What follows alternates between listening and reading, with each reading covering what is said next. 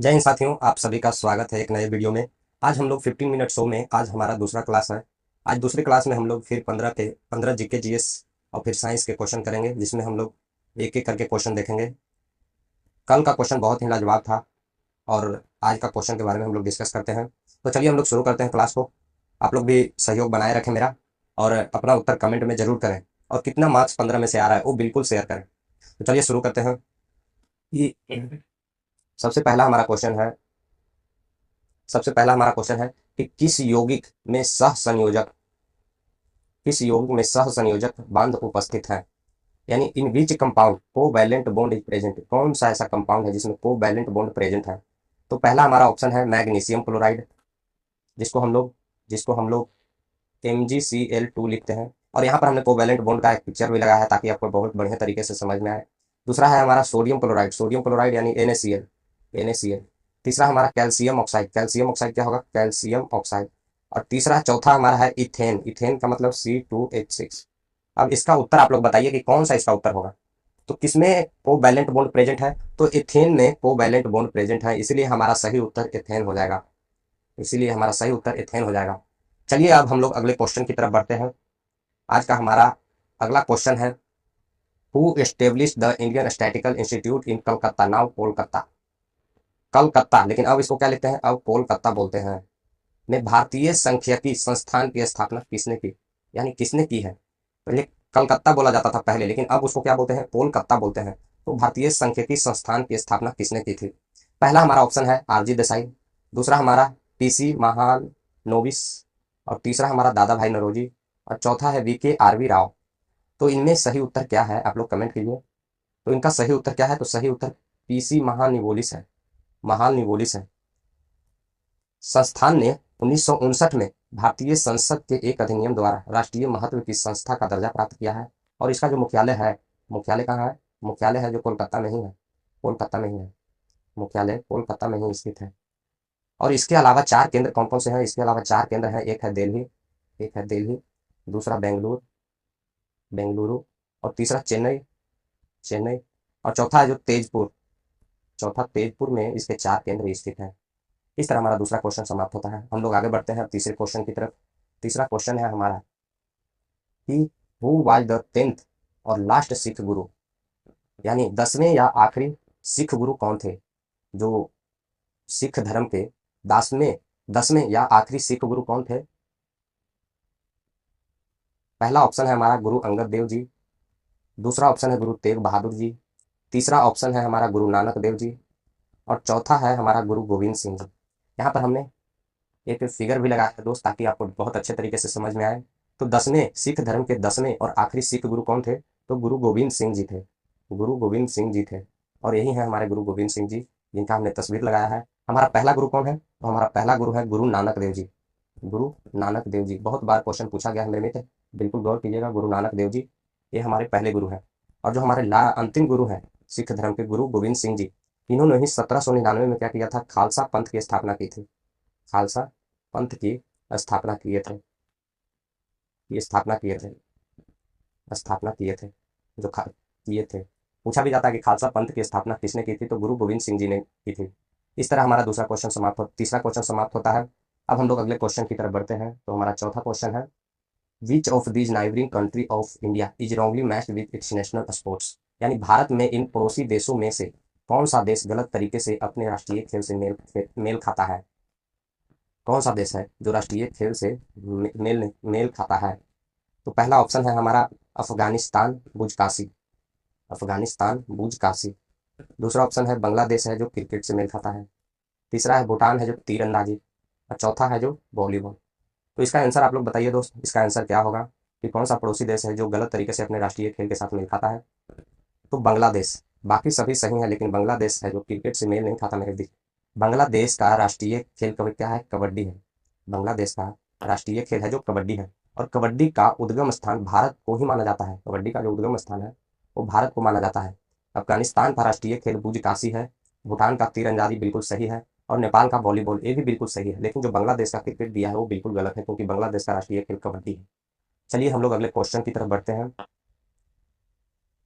अगला क्वेश्चन देखते हैं कि एक ऐसे पौधे को जिसमें बीजाणु बनते हैं, संवहन ऊतक है, परंतु पुष्प व बीज नहीं है, किस समूह में वर्णित करेंगे आप इसको? किस समूह में वर्णित करेंगे?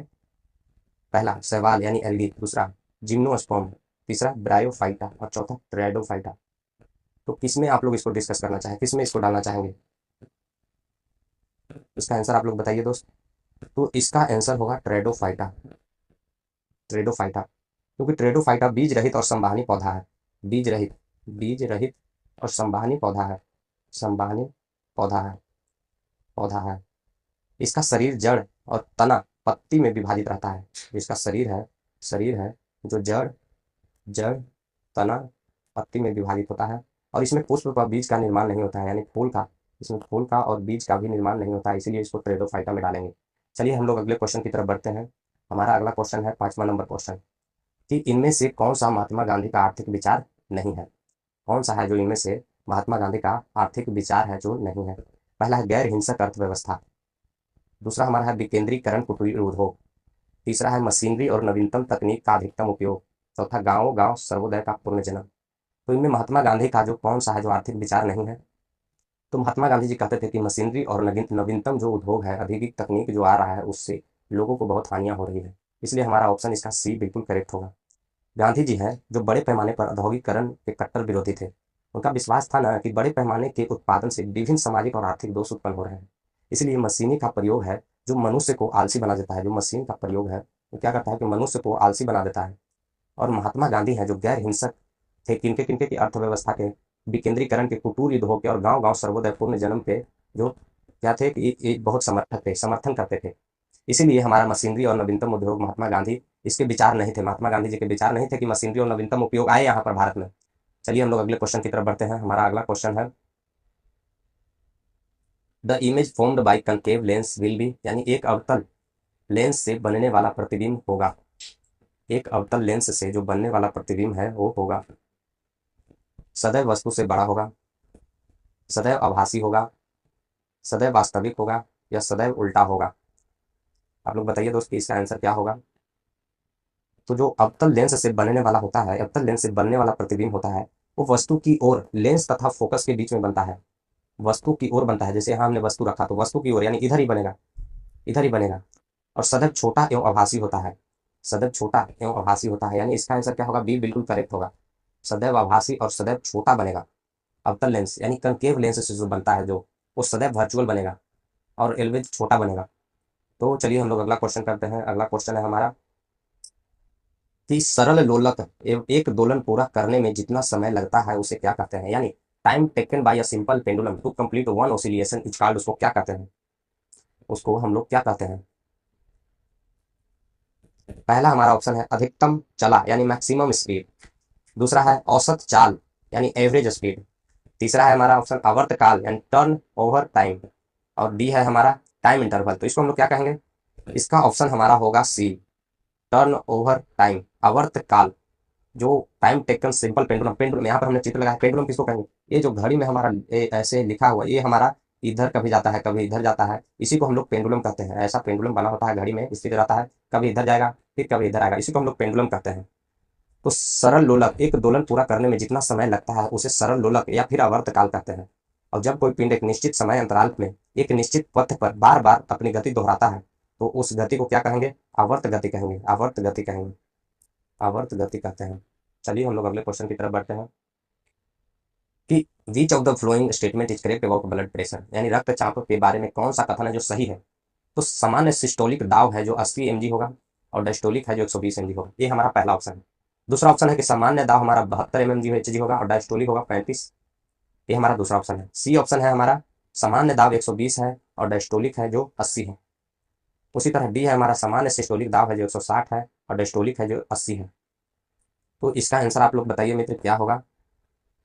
तो इसका आंसर हमारी तरफ से क्या होगा? सी हो जाएगा, क्योंकि जब ब्लड प्रेशर का हम लोग देखते हैं तो सिस्टोलिक दाब हमारा 120 mg होता है, सिस्टोलिक दाब 120 mg, और जो डायस्टोलिक है जो 80 mg, इससे कम नहीं और इससे ज़्यादा नहीं। यही हमारे ब्लड प्रेशर के बारे में कहा गया है। एक इसमें और कथन है, यही है हमारा ब्लड प्रेशर जो मेजरमेंट किया जाता है वही है। इसमें हमारा एक और माना जाता है कि 140/90, अगर इतना किसी का HG अधिक रक्तचाप होने की उच्च रक्तचाप माना जाता है। इसको हम लोग उच्च रक्तचाप यानी हाई ब्लड प्रेशर इसको माना जाता है, हाई ब्लड प्रेशर माना जाता है। चलिए हम लोग अगले क्वेश्चन की तरफ बढ़ते हैं।